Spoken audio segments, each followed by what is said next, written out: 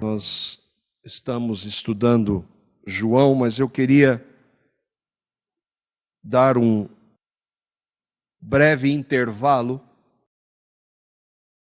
para nós estudarmos, eu ainda não sei em quantos domingos, mas para nós estudarmos algo que é fundamental para a verdadeira fé cristã. Durante essa semana e preparando, nós vamos trabalhar só a introdução desse assunto.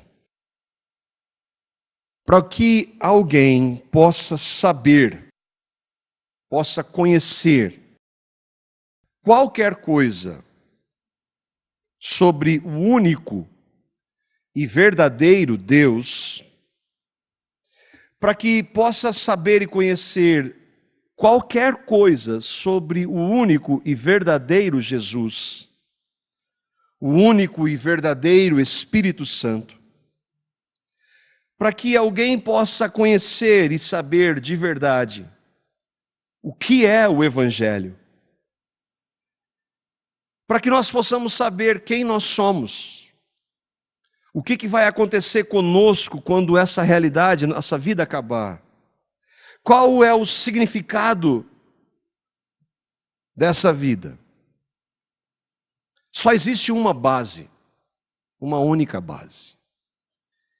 E essa base é a Bíblia, as Escrituras Sagradas.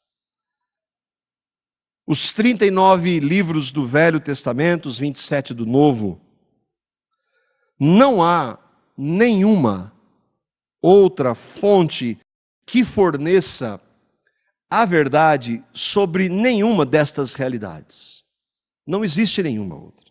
Nenhum outro documento, nem o Alcorão, que é o livro sagrado dos muçulmanos, nem o livro dos Mormons, que segundo eles é um outro evangelho de Jesus Cristo, nem o livro dos Espíritos, que rege a religião espírita, suas crenças, nem o livro dos Vedas, esse nós não conhecemos, mas é que determina vários ensinos da religião hindu. Não faz parte da nossa realidade, mas a Índia tem 1 bilhão de habitantes. Nem os diálogos de Confúcio, um pensador chinês do século V a.C., nem a revista Sentinela, que dita algumas regras para a religião dos Testemunhos de Jeová, nem os livros, os escritos de Ellen White, a profetisa do Adventismo, nem as bulas encíclicas e documentos ou a tradição do catolicismo romano equivalem à Bíblia. Aliás, todos esses documentos, em maior ou menor número e intensidade, de uma forma ou de outra, eles distorcem ou negam a suficiência da Bíblia. Daí então, nenhum líder religioso que distorça a Bíblia, seja um pastor, vocês sabem quem é esse pastor aí? Seja um ancião, seja um apóstolo, vocês sabem quem é esse apóstolo? Seja um bispo, seja um médium, seja um papa, qualquer um guru, ou um imã, o líder do islamismo, um mestre, qualquer líder religioso, não importa a sua configuração, que traga qualquer proposta contrária à Escritura, jamais deve ser aceito, recebido ou considerado por alguém que crê no Evangelho. O que é o Evangelho? A palavra Evangelho é boa notícia, boas novas. Uma boa notícia e boas novas para pecadores como eu e como vocês, que nascemos em pecado e que cometemos inúmeros pecados. Pecados são contra Deus, Deus santo, que não tem nada a ver com pecado. E por causa dos nossos pecados, nós estávamos separados desse Deus que é santo. Mas a Bíblia, que é a palavra desse Deus que é santo, e que é justo, e que é amor, graça e misericórdia, diz que esse Deus amou pecadores como eu e como vocês. E Ele nos amou tanto, de tal forma que significa que nós não conseguimos compreender esse amor, que Ele deu graça, o seu Filho, sem pecado, Deus encarnado, para morrer a pior das mortes, como exigência da lei de Deus, para pecadores como eu e como vocês. E lá naquela cruz, por amor, Ele levou os pecados daqueles por quem Ele morreu, para dar uma nova vida em sua ressurreição. E todos aqueles que creem nessa verdade vão se arrepender de seus pecados. E então passam a conhecer a Deus, passam a ser filhos de Deus por meio do Evangelho de Cristo. Qualquer ensino, portanto, que não esteja explicitamente claro na Bíblia, não deve ser aceito por um cristão. E atenção para cada um de nós, nem mesmo por um outro cristão que às vezes enganado traga um ensino contrário à Escritura. Não há nenhuma obrigação para nós de crer, aceitar e muito menos propagar qualquer coisa fora da Escritura. Por isso então, um dos pilares que a igreja parece que esqueceu, só a Escritura, que rege todos os outros 4 pontos. Somente a Bíblia é a nossa única regra de fé e prática para aqueles que verdadeiramente creram em Cristo. Não há outra fonte, nada nem ninguém. Mas há um problema, e é um problema muito grande. É que todos esses que eu citei, alguns mais, outros menos, de forma direta ou indireta, mencionam a Bíblia. Todos esses. As religiões fazem menção da Bíblia. Líderes religiosos fazem menção da Bíblia. E agora? Se alguém citar uma palavra, um versículo, um capítulo ou livro da Bíblia, se isso fosse garantia de que vem de Deus, o diabo estava de bem com Deus. Lucas capítulo 4, os versículos 9 a 11. E eu espero que pela graça você consiga entender a seriedade disso. O diabo o levou, Jesus, a Jerusalém e colocou-o na parte mais alta do templo e lhe disse: se você é o Filho de Deus, jogue-se daqui para baixo, pois está escrito, Ele dará ordens a seus anjos a seu respeito para lhe guardarem, e com as mãos eles o segurarão para que você não tropece em alguma pedra. O que está acontecendo aqui? O diabo, na tentação de Jesus, quando Jesus vai ser preparado para o ministério, ele é então levado pelo diabo, o pai da mentira e o inimigo da palavra de Deus. E esse ser que faz de tudo para que nós saiamos do centro da palavra de Deus, usa a palavra de Deus para tentar o autor da palavra de Deus. O diabo usa um texto que se aplica a Cristo, que é o Salmo 9, versículos 11 a 12.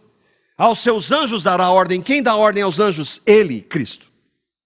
O diabo pega um texto da Bíblia e usa esse texto para tentar Jesus, para fazer com que ele caia.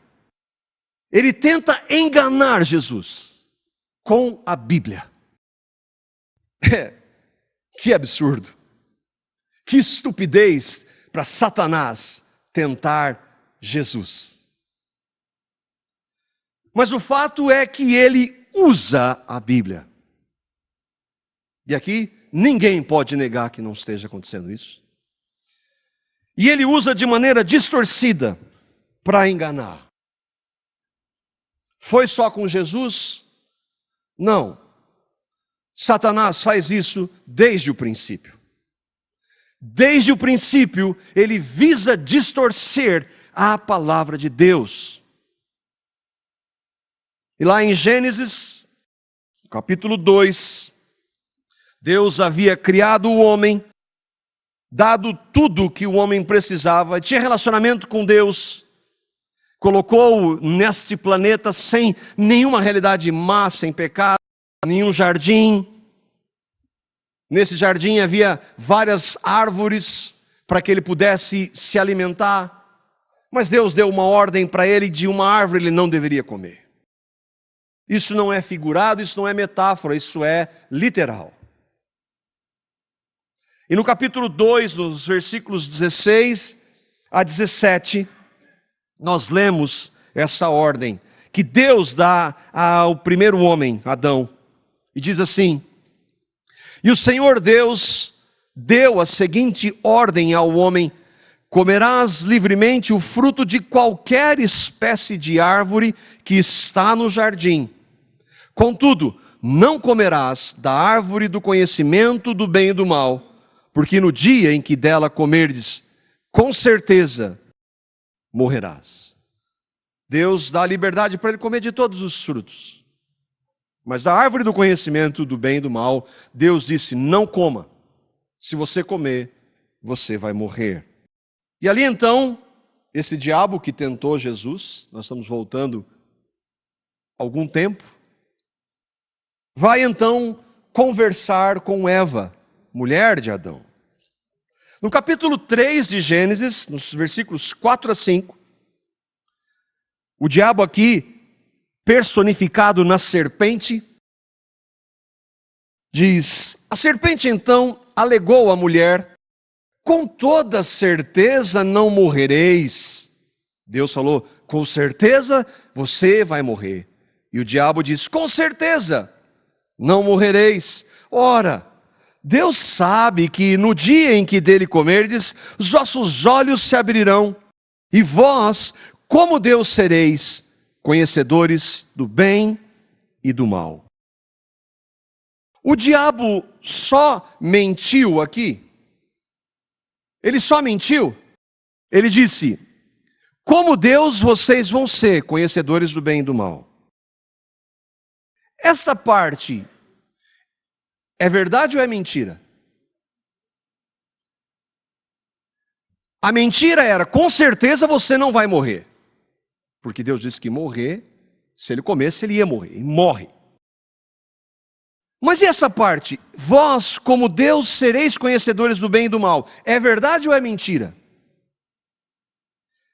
Versículo 22 do capítulo 3. Veja quem está fazendo a declaração.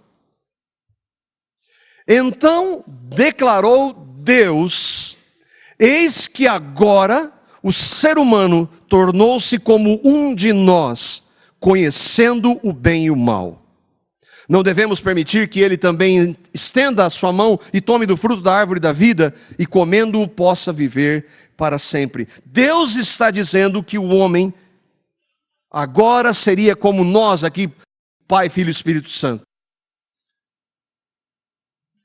No sentido de conhecer o bem e o mal, o homem não conhecia. Deus conhece, não experimentalmente. O homem não conhecia o mal porque ele havia sido criado bom, reto. O diabo lançou uma mentira junto de uma verdade. E ele pegou a palavra de Deus para fazer isso. O que isso tem a ver com estudar a Bíblia? A resposta, para mim pelo menos ficou clara: qualquer um usa a Bíblia. Qualquer pessoa, qualquer ser usa a Bíblia. A pergunta então: citar um texto, um versículo, ou mesmo um capítulo da Bíblia, é garantia de que aquele ensino vem de Deus? Apenas citar. Qual é o grande problema? A única fonte que nós temos para conhecer de verdade quem é Deus, quem é Jesus, quem é o Espírito Santo, quem nós somos, o que acontece conosco quando nós morremos, de onde nós viemos. A única fonte que nós temos para conhecer o Evangelho é a Bíblia.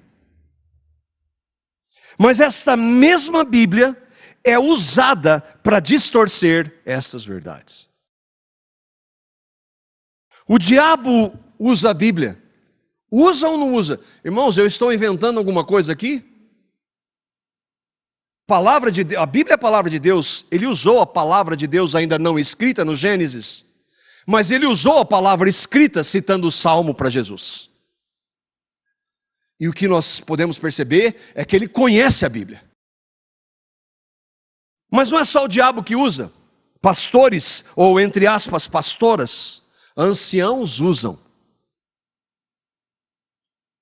Gurus, mestres, apóstolos, bispos, médiuns, mestres, todos usam a Bíblia. Todo mundo usa a Bíblia.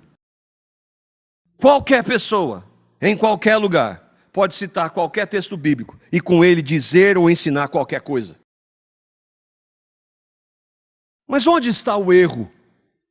Diante dessa realidade, como nós podemos, então, discernir para não sermos enganados? É claro que há por trás dessa realidade, nem sempre, o diabo. Mas há falsos profetas. Há aqueles que hoje, talvez em boa parte, como Paulo diz em 2 Coríntios capítulo 4, 2, mercadejam a palavra, fazem da palavra de Deus negócio. Mas eu creio que a maioria erra por uma razão que o próprio Senhor Jesus mostra. Em Mateus, no capítulo 22, no versículo 29. O que está acontecendo aqui? Os saduceus, assim como fariseus, essênios, zelotes, eram um segmento do judaísmo. Os saduceus, de acordo com a palavra de Deus, não acreditavam, por exemplo, na ressurreição. Eles eram judeus, mas não crendo em ressurreição, eles não eram genuinamente judeus que criam em Deus. Eles vão conversar com Jesus sobre ressurreição, porque eles não criam em ressurreição, então eles acham que vão fazer uma pegadinha com Jesus, assim como os fariseus queriam fazer às vezes pelo sábado. E então eles trazem uma sugestão para Jesus. É o seguinte: um irmão casou com sua mulher e ele morreu. Havia a lei do levirato que dizia que a família deveria cuidar daquela mulher, porque era viúva. O irmão desse que morreu casa com ela, mas ele morre também. Essa mulher é chamada viúva negra. E passam depois 7 que casam e morrem. Aí a pergunta deles: na ressurreição, essa mulher vai ser esposa de quem? Eles não estavam interessados, pois não criam na ressurreição. Mas o que nos interessa é o que o Senhor Jesus diz, aqui no versículo 29, no capítulo 22 de Mateus. E aqui está o erro. Jesus, porém, respondendo, disse-lhes, a eles os saduceus: errais, não conhecendo as Escrituras, nem o poder de Deus. O erro deles era não ler a Bíblia? Não, saduceus eram o grupo da elite judaica, conheciam muito de Bíblia. Eles não aceitavam todos os livros, mas o Pentateuco eles conheciam muito e muito bem. O erro deles não era ler a Bíblia, eles conheciam. Mas o erro então deles era que a sua compreensão estava totalmente equivocada. Eles não entendiam a Escritura, ainda que, entre aspas, a conhecessem. E o ponto é que eles não conheciam o poder de Deus. Jesus diz: vocês erram porque não conhecem a Escritura, as Escrituras, nem o poder de Deus. Saduceus não criam no Deus verdadeiro. E Jesus fala que eles não conheciam eles erravam por não conhecer as Escrituras porque eles não conheciam o poder de Deus. O que é o poder de Deus? A palavra fala de manifestações do poder de Deus de várias formas. Mas a maior manifestação do poder de Deus já apresentada está lá em Romanos, no capítulo 1, versículo 16. Quando Paulo, um ex-fariseu, doutor da lei, e que não a entendia também, um dia o poder de Deus foi revelado. Aí ele começou a entender a Bíblia. Paulo diz em Romanos capítulo 1, versículo 16: porque eu não me envergonho do evangelho de Cristo. Porque o evangelho de Cristo é o poder de Deus para a salvação de todo aquele que crê, primeiro do judeu, porque a lei foi dada ao judeu, e também do grego, que simboliza todos os outros povos. O estudo das escrituras, tanto de fariseus quanto de saduceus, era distorcido, porque eles não conheciam o poder de Deus, eles não conheciam o evangelho. Eles não tinham a revelação da palavra viva, ainda que tivessem a palavra escrita em suas mãos. E é assim hoje. Agora, se eu e vocês temos a Bíblia em nossas mãos, ninguém fica então isento de responsabilidade. Ninguém. Nem os que as distorcem. É triste nós admitirmos, mas a maior responsável pelas distorções da Bíblia hoje é a igreja evangélica. Um grupo que perdeu completamente a sua identidade, o seu fundamento só a Escritura. E é por isso então que essa é a introdução. Como é que eu posso estudar e entender corretamente a Bíblia diante de tantas possibilidades de erro? Alguns vão perguntar, então quem vai me ensinar? Você? Misericórdia. Eu não. Mas o que nós vamos tentar fazer durante esses estudos, para a glória do Senhor e pela graça, é vermos na própria Escritura princípios que foram adotados na história da igreja por aqueles que creram no poder de Deus, para que então eles não caíssem nos erros que sempre se repetiram na história da igreja. Os nomes mudam, as propostas de engano mudam de rótulo, mas elas sempre existiram. Heresias e ensinos errados não são uma exclusividade nossa. A Bíblia fala em todos os livros do Novo Testamento sobre isso. Como nós podemos então estar isento deles? Primeiro ponto é que se você e eu cremos no poder de Deus, que é o Evangelho. Se não crê, vai ser enganado. Quem não crê no Evangelho vai ser enganado. Porque na realidade já está enganado. Não tem a salvação. Não crê em Cristo como Senhor, Salvador, como aquele que pode transformar nossa realidade. Durante os estudos eu vou usar citações abertas de líderes religiosos, que estão para todo mundo ver, e compará-las com a Bíblia. Os erros que nós vamos ver são erros fundamentais, na base. Há diferenças entre irmãos? Sim. Mas nós vamos ver erros que erram na base, que a palavra de Deus não permite. E cada um de nós vai julgar. Você vai considerar. Porque eu preciso estar diante de Deus, vocês precisam estar diante de Deus para examinar o que vocês e que eu ouço. Nós precisamos examinar o que nós lemos. Meu desejo para alguns desses líderes é que eles se arrependessem. Quando eu vejo Jesus tratando com 3 das 7 igrejas no Apocalipse, Jesus chama os anjos daquelas igrejas para tratar de erros com elas. E ali há erros enormes. Mas Jesus dá a possibilidade do quê? De arrependimento. Arrependam-se, arrependam-se, arrependam-se. Então, se há possibilidade, há perdão em Cristo, não importa que nós tenhamos errado, inclusive em ensinos. Quando a gente fala de julgar, é o que eu e vocês precisamos fazer, algumas pessoas vão falar, mas Jesus disse para nós não julgarmos. Esse é um texto da Bíblia. Significa isso? Vamos ver. 1 Coríntios, no capítulo 14, versículo 29, Paulo está escrevendo para uma igreja, a igreja de Corinto. E nesse versículo, ele está dentro de um contexto, não dá para a gente ler todo esse contexto, você depois deve conferir.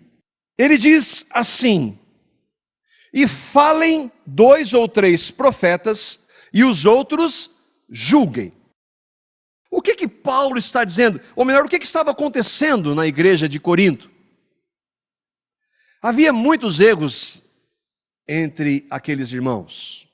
E ele fala que na reunião da igreja, profetas poderiam falar. O profeta, lembra, é aquele que traz a palavra de Deus. O profeta é alguém que traz a palavra de Deus. E ele estabelece na reunião que 2 ou 3 profetas falem. Ele não está dizendo que 2 ou 3 devem falar, mas ele está dizendo que é possível que 2 ou 3 falem, no máximo 3. Ele não está dizendo, muito menos, que 2 ou 3 falem ao mesmo tempo, porque daí já ficou difícil de entender. Mas que é possível então que um profeta, que novamente é o que traz a mensagem de Deus, e a mensagem de Deus está onde? Na palavra de Deus, ele deve falar. Mas o nosso foco aqui é aqueles que ouvem. Profeta de Deus falou, amém. É assim? Não. Não importa quem esteja dizendo. Paulo diz, os profetas falem e os que ouvem julguem. O que é julgar? No grego é separar, distinguir, estabelecer a diferença. E olha, impressionante, ele pode significar também duvidar ou hesitar. Ou seja, eu sou profeta de Deus, vocês têm que me ouvir. Opa, pé atrás. Pé atrás. Eu vou hesitar. Eu quero saber primeiro se o que você vai dizer vem de Deus. Julgar é examinar. Paulo então está dizendo o quê? Os que ouvem, toda atenção é pouca. Muito cuidado. Examinem os profetas. João vai dizer, examine os profetas para ver se eles são de Deus. O irmão John Gill, que foi um pregador do Evangelho, fazendo um comentário desse texto, ele nos ajuda, ele diz, os outros profetas, ele está falando, Paulo disse, 2 ou 3 falem e os outros julguem. Então ele está incluindo possíveis outros profetas que estivessem ali. Os outros profetas que sentavam e ouviam aqueles que estavam falando, não ao mesmo tempo, lembra? Era um de cada vez. E todos os que têm um espírito de discernimento, essa palavra é fundamental, deveriam ver se o que os profetas diziam vinham dos seus próprios espíritos. Olha como é profundo. Eu quero saber se aquele profeta está dizendo vem do seu próprio espírito, de um espírito mentiroso, do espírito do anticristo, ou se vem realmente de Deus. E também os membros da igreja e ouvintes poderiam julgar a doutrina por si mesmos. Qual a base para eles julgarem a doutrina? de acordo com a palavra de Deus, o padrão de fé e prática, e não deveriam acreditar em todo espírito, mas julgá-los se eles eram de Deus e se suas doutrinas eram verdadeiras ou falsas. Esse irmão é do século XVIII. Tinha muito menos falso profeta na época dele do que hoje. Então, nós devemos sim julgar. Vocês devem julgar quem quer que esteja aqui.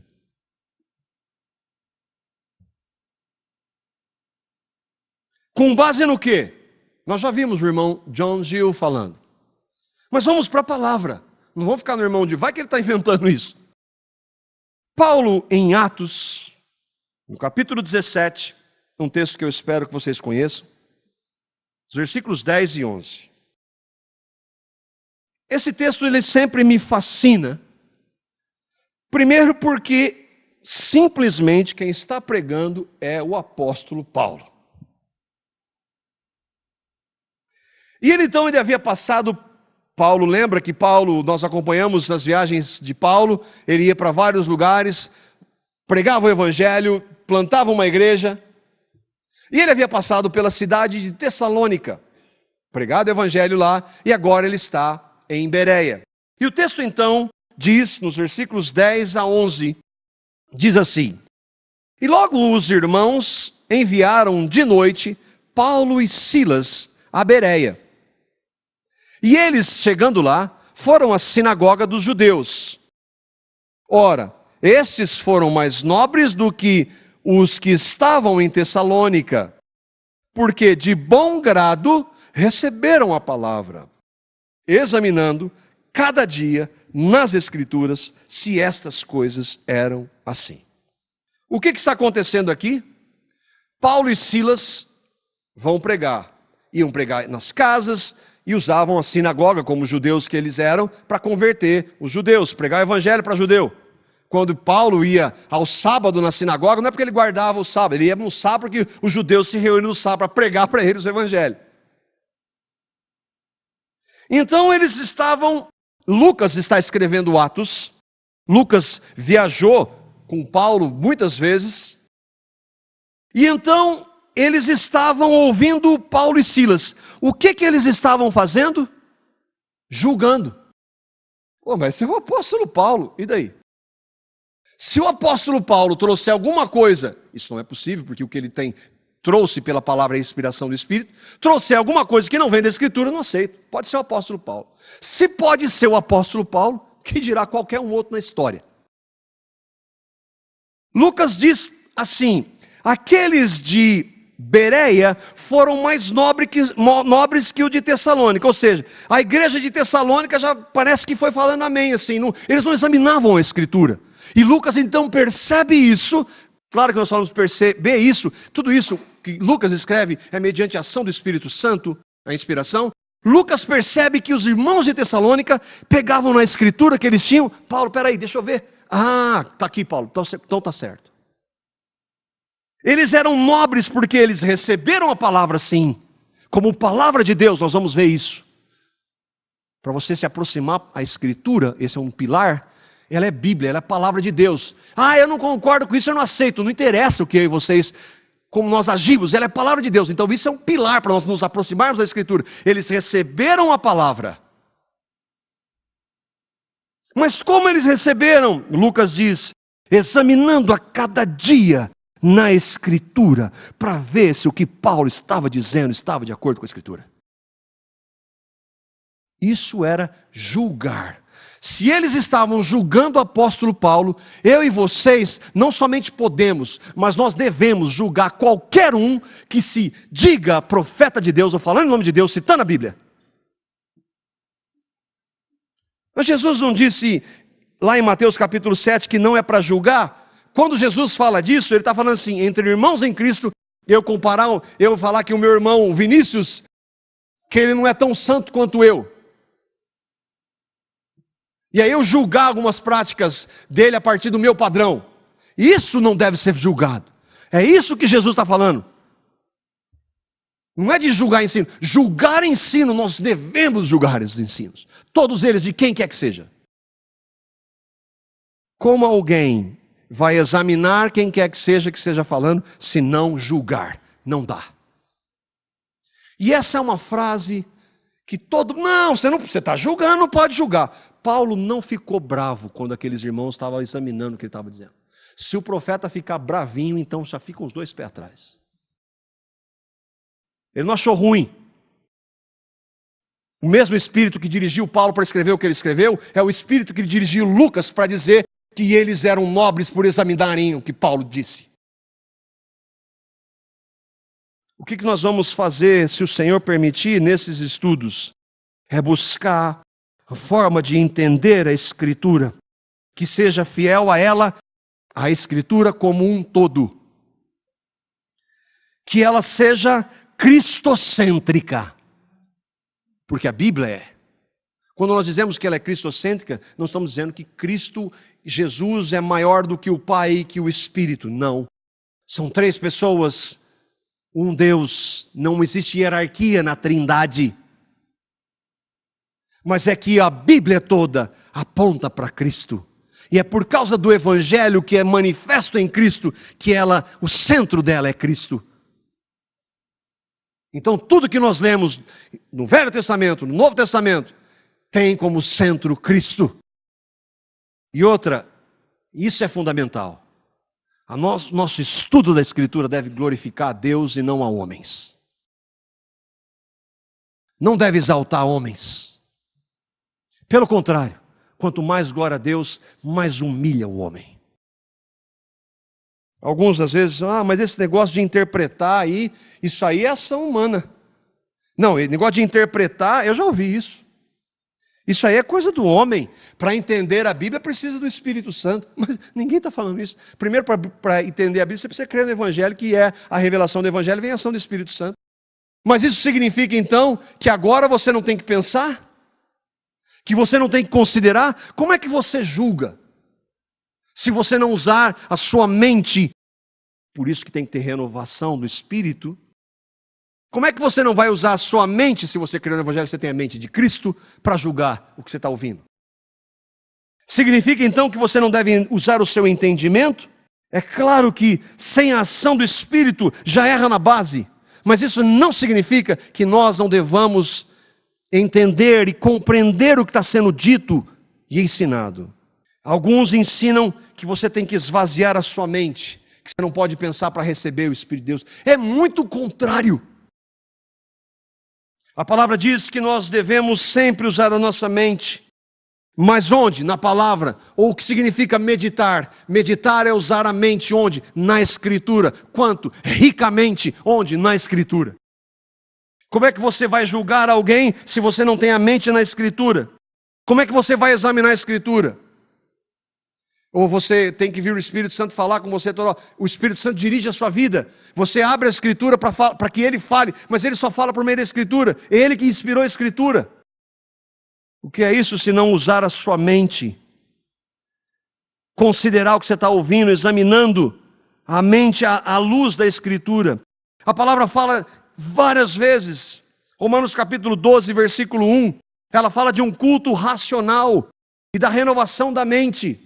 O culto racional é o quê? Você perde a noção, como alguns lugares, você está tão cheio do Espírito que você perde a razão. Exatamente o contrário. Culto racional, renovação da mente. 2 Coríntios 10, 5. Levar cativo o quê? Todo pensamento à obediência de Cristo. Como nós obedecemos o Cristo verdadeiro? Onde nós achamos o Cristo verdadeiro? Na sua Escritura, na sua palavra. Paulo diz aos Filipenses, tudo que é verdadeiro, respeitável, justo, puro, amável, de boa fama, se alguma virtude, se algum louvor existe, seja isso que ocupe o vosso pensamento. Como é que você sabe que é bom e é ruim, se você não pensa e reflete sobre isso, à luz da Escritura? Colossenses 3:2, pensai nas coisas que são do alto e não nas aqui da terra. Como é que você sabe das coisas do alto, se não na Escritura? Ou alguém vai revelar para você? Porque tem gente dizendo isso hoje. Tem gente que foi para o céu e foi para o inferno umas 10 vezes. E traz revelação extra-bíblica. Você vai acreditar? É claro que não. É um falso profeta ou profetiza.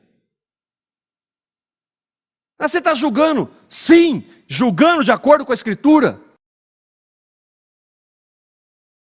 Muitos evangélicos sequer pensam o que eles fazem nas reuniões que eles participam. Porque eles não pensam, primeiro que muitos não têm o Evangelho e não conhecem a Escritura. E por isso se envolvem em coisas que são inacreditáveis. Apoiam práticas, dizem amém para coisas que são totalmente contrárias à Escritura, contrárias ao Cristo da Escritura, contrárias à glória que deve ser dada somente a Deus e não a homens. Boa parte da igreja se baseia no quê? Na Bíblia? Não, em emoções e em sinais. Se eu sentir, é de Deus. Misericórdia. Misericórdia. Alguns vão dizer, então isso aí, essa religiosidade fria, né? É tudo racional. Onde está o Espírito Santo? O Espírito Santo de Deus, irmãos,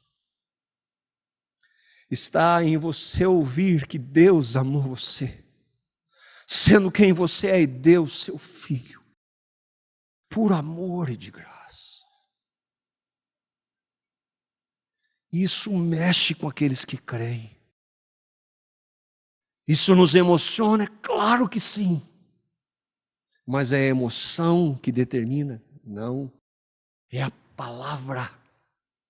Porque as nossas emoções, elas variam.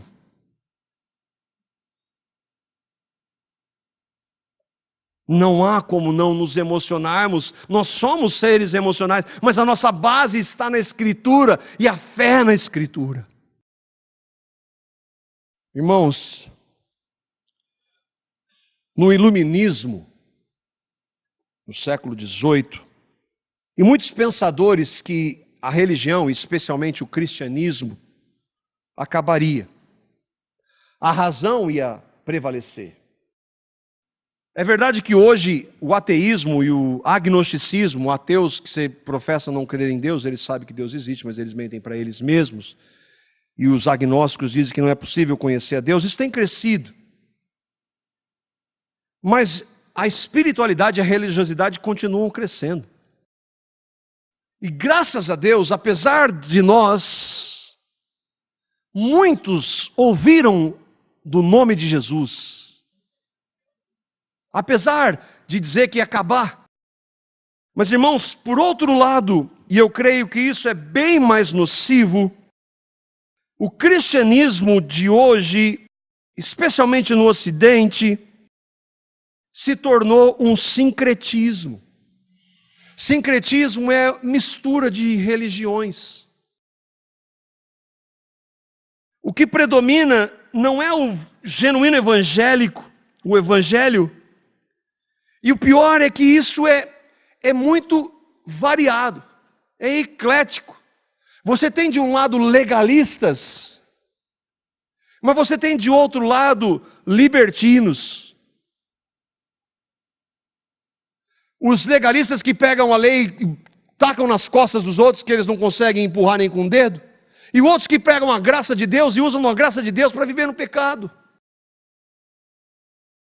Há uma infinidade de evangelhos, prosperidade, confissão positiva, fé, novas revelações. É muito variado. Muita coisa sendo oferecida e tendo como base, entre aspas, a Bíblia. O erro é gigante. E nenhum de nós está isento do engano de uma má interpretação, de um vento de doutrina ou de um falso mestre.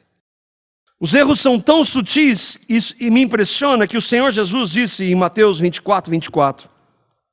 Jesus está falando do fim. E olha o que o Senhor Jesus diz aqui.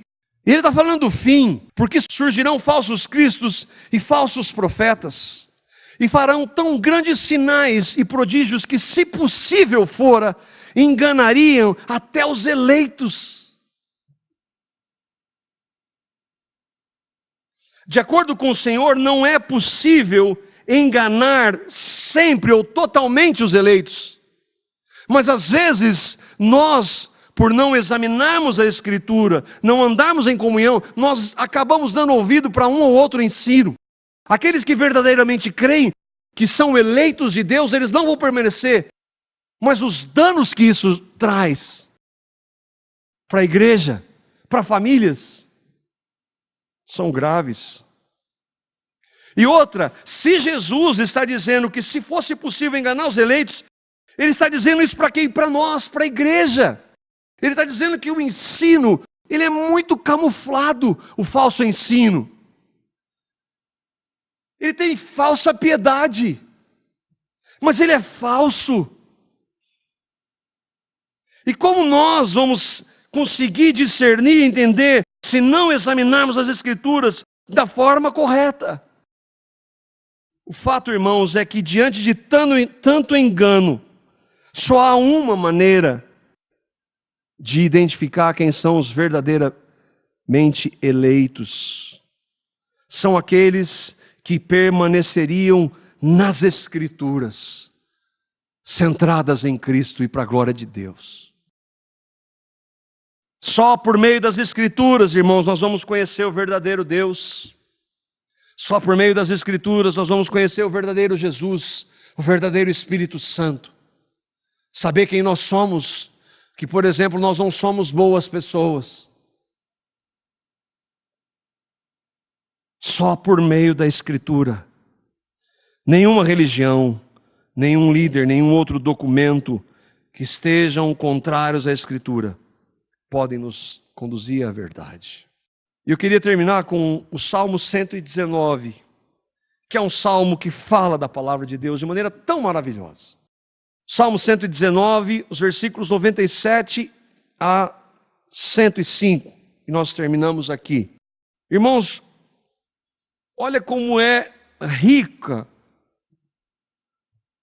esse salmo, e como ele fala da palavra. Leia aqui, leia como palavra de Deus, toda a Escritura. Ó, quanto amo a tua lei, é a minha meditação em todo dia. Tu, pelos teus mandamentos, me fazes mais sábio do que os meus inimigos, pois estão sempre comigo. Tenho mais entendimento do que todos os meus mestres, porque os teus testemunhos são a minha meditação. Entendo mais do que os antigos, porque guardo os teus preceitos. Desviei os meus pés de todo o caminho mau para guardar a tua palavra. Não me apartei dos teus juízos, pois tu me ensinaste. Ó, quão doces são as tuas palavras ao meu paladar, mais doces do que o mel à minha boca. Pelos teus mandamentos alcancei entendimento, por isso odeio todo falso caminho. Lâmpada para os meus pés é a tua palavra, e luz para o meu caminho. Irmãos, que pela graça de Deus, nós estejamos entre aqueles, os eleitos, que não serão enganados. Mas isso, qual é a evidência? Que nós precisamos buscar o Senhor, e o Senhor dá a Escritura. Que Ele, pela sua graça, misericórdia e amor para conosco, não permita que nós nos desviemos e sejamos enganados.